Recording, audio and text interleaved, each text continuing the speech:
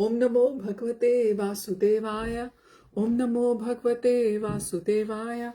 Om Namo Bhagavate Vasudevaya. So we'll begin chapter number 15, The Great King Bali, from Canto 8, Brilliant as the Sun, a retelling of Srimad Bhagavatam, Enchanting Pastimes. Mukam karoti vachalam pangum langhete girim, yat kripa tamham vande Shri Gurum Deen Tarinam, Paramananda Madhavam Shri Chaitanya Ishwaram, Hari Om Tat Sat. Parikshit became pensive. He could not help his desire to at least try to understand Krishna's pastimes. What is on your mind? Asked Shukadev. Earlier you said Vaman asked Bali to give him 3 paces of land in charity, but after receiving the gift he arrested Bali. I cannot understand why he did that. Furthermore, since the Lord is the proprietor of everything, why did he beg for charity like a poor man? If possible, please explain the mystery of these contradictions to me. Ah, excellent question, said Shukadev. Do you remember I told you how Bali was mortally wounded in the battle with the gods? Yes, that happened after Mohini tricked the Asuras into letting her give the gods the nectar. That's right. Now hear what happened next.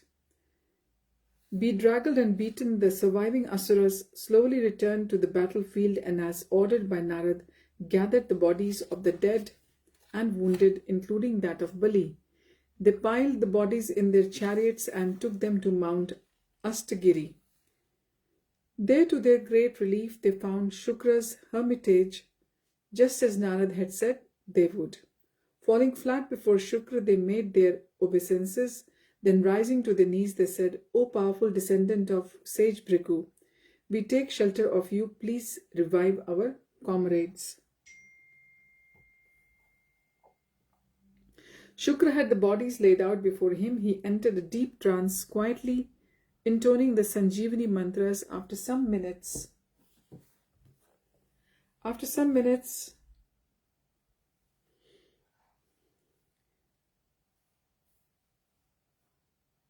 the slain and wounded warriors, including Bali, sat up as if waking from slumber. When he was told that what had happened, Bali bowed before Shukra. My lord, he said, I am your humble servant. Bali attended to Shukra day and night, satisfying his every need. Within his heart, the Daitya king thought continuously of Indra. The weak and cowardly god had only defeated him thanks to Vishnu's intervention. He looked across at Shukra, who sat in silent meditation under a tree. Surely that powerful sage could help him gain revenge. Like Vishnu, he too could raise men from the dead. If anyone could find a way to overcome the gods, it would be Shukra. Bali resolved to serve him even more assiduously. The powerful mystic Shukra was aware of his disciples' thoughts, and he was gratified by his faith in and devotion to him. That afternoon, as Bali served his meal, Shukra smiled at him affectionately and said, You have served me for many months, Bali. I am almost pleased with you. Ask me for a boon. Bali bowed his head and meekly replied, Continuous service of your exalted self is the only boon I seek. Shukra smiled and said, That is the right sentiment for a disciple, but I know the desire that burns your heart day and night. You wish to conquer Indra. Bali looked at his master in awe. Shukra was truly a great mystic who could understand the hearts of all beings. Shukra continued, Tomorrow at dawn, you should take a ritual bath, purifying yourself completely. Then, along with other Brahmin descendants of my illustrious ancestor Bhrigu, I shall engage you in performing the powerful fire sacrifice known as the Vishwajit. The following day, having bathed and dressed, Bali sat in front of his guru in the sacrificial arena. When Shukra poured the last libation of ghee into the fire, there appeared a celestial chariot covered with gold and silk, bearing a flag marked with a lion and drawn by yellow horses like those of Indra. Within the chariot lay a gilded bow, 2 quivers of infallible arrows, and celestial armor. His grandfather Prahlad placed an unfading garland of flowers around his neck, and Shukra gave him a conch. Bali first circumambulated the Brahmins headed by Shukra and made his obeisance. He then saluted his grandfather and bowed to him. Two of his chief generals stepped forward and assisted Bali in donning the impenetrable golden armor, decked with the divine garland, with a jeweled sword hanging from his hips and a quiver of gold-fletched arrows slung over his shoulders. Holding his bow and the conch shell, his arms decorated with golden bangles and his ears with sapphire earrings, he alighted the chariot, shining like a sacred fire.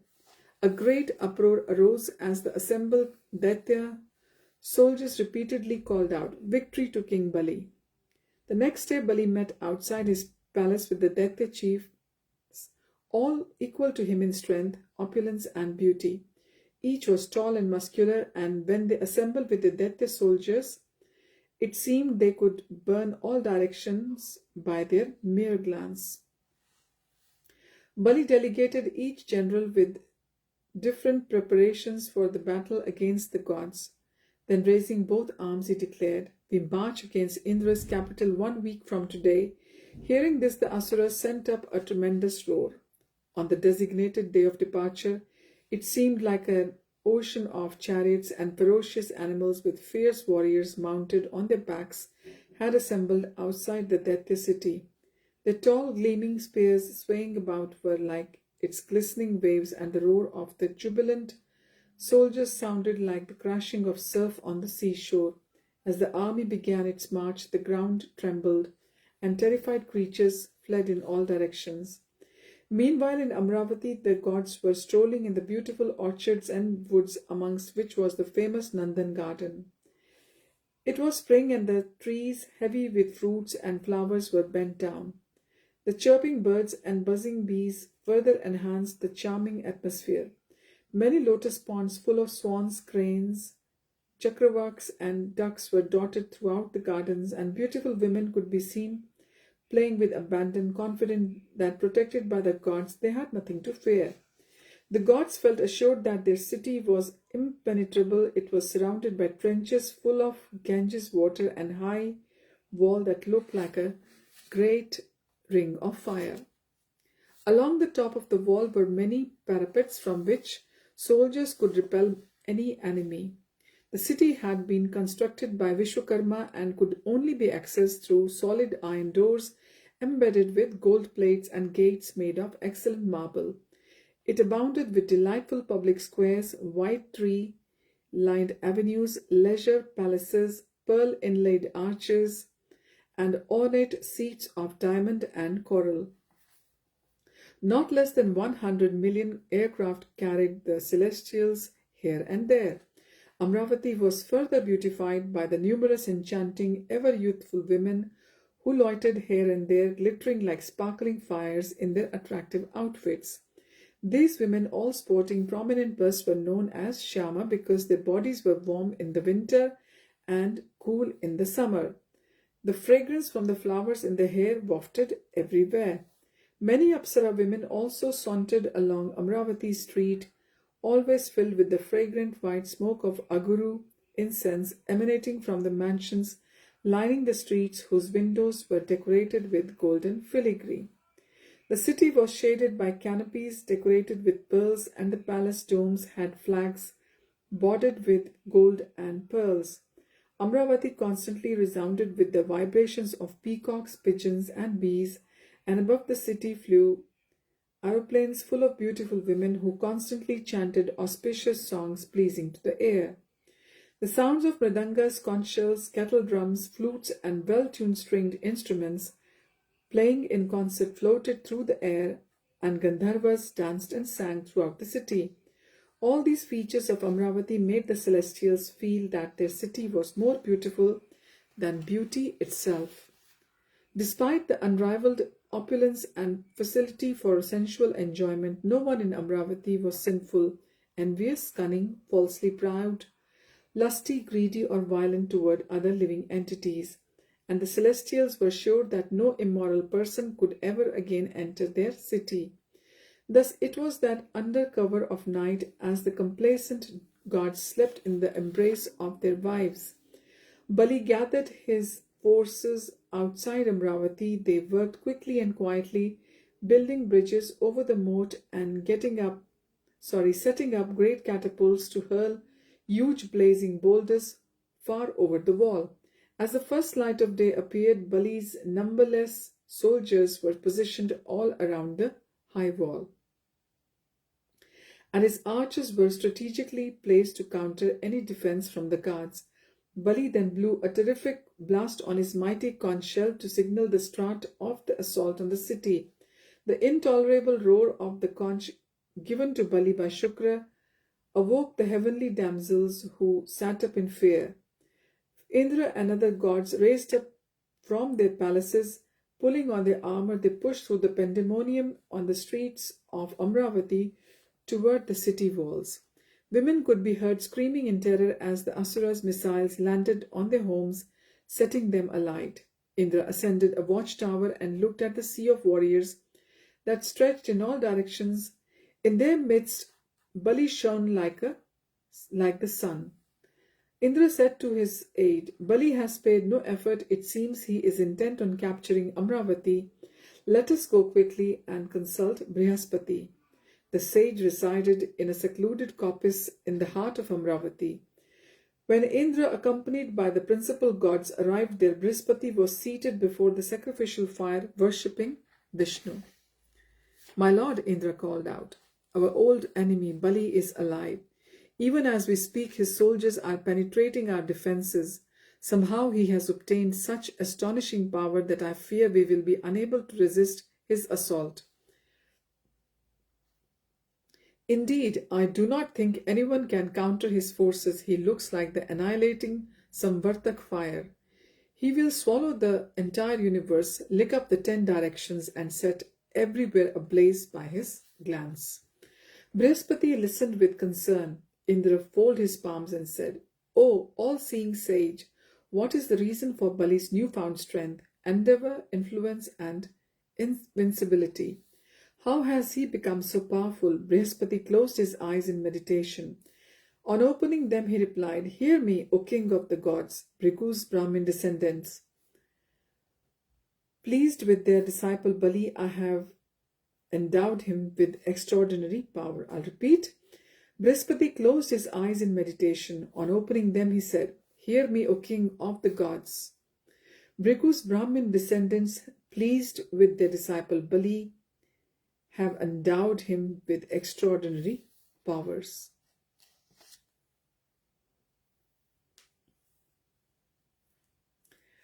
Indra fell to the ground with his hands clasped in prayer. "My lord and master, please tell me how I might defeat him."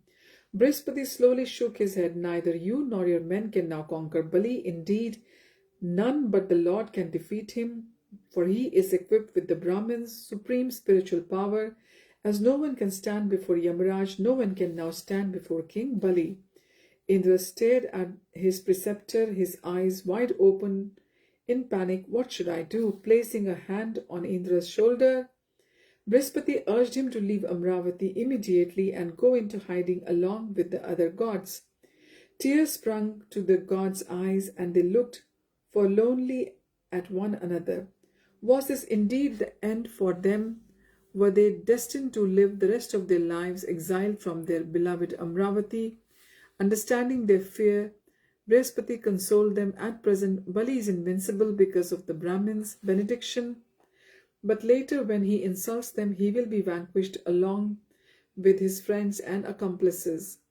Dawn had fully broken, and the victory cries of the Asur soldiers resounded as they forced open the city's gates. Brihaspati urged Indra, "You have no time to waste. Leave at once." The swans, cranes, chakravaks, and ducks in the numerous parks in Amravati were swarming like the skies. Panicked by the din, by their mystic powers, the gods transformed themselves into these different species of birds and merged in among the terrified flocks leaving the city. Bali sat regally in his chariot surrounded by his generals and rode down Amravati's wide central avenue. The city's Brahmins, headed by Brihaspati, greeted Bali with the ritual reception and flower garlands. "O King Bali," Brihaspati said, "I welcome you, the celebrated Prahlad's grandson, and the dear disciple of the powerful Shukra, as befitting your great heritage. Grant your protection to the women and citizens of Amravati. Let not your men torment them. Turning to his generals who flanked him on either side, Bali proclaimed, Death shall be the lot of anyone who harass those who have sought my protection. Declare this to every man in my army. Bali and the Daityas then assumed the role of the universe. Bali brought his spiritual master Shukra to Amravati, and along with his disciples, the Daitya preceptor resided in a hermitage close to Bali's palace. Bali went daily to worship and serve Shukra for several hours. One morning, as Bali massaged his spiritual master's legs, Shukra said, Bali, I am most pleased with you. You are truly a noble soul and an ideal disciple. The sage was enjoying the new status as the guru of the Lord of the universe. He raised a hand in the blessing and said, May your opulence continue to increase. Bali humbly bowed. I am ever your servant, my Lord. My only desire in life is to satisfy you. Shukra smiled and said, And I desire to see your continued prosperity. I have seen considering how you can strengthen your position. Indra had to perform 100 horse sacrifices to secure his standing as the king of heaven. You should now do the same. Bali immediately started to make the arrangements, and under the careful guidance of Shukra, he completed 100 sacrifices. As a result of this, his reputation spread throughout the 3 worlds. He shone like the brilliant moon in a clear sky. Favored by Shukra, Bali felt unassailable in his position as the undisputed ruler of the universe. So next time we will continue our reading with chapter 16, Sage Kashyap instructs Aditi. So thank you so much for joining. Hari Om Tat Sat, Hare Krishna, Srila Prabhupada ki Jai, Grantaraj Srimad Bhagavatam ki Jai, Gaura Premanande, Hari Hari Bol.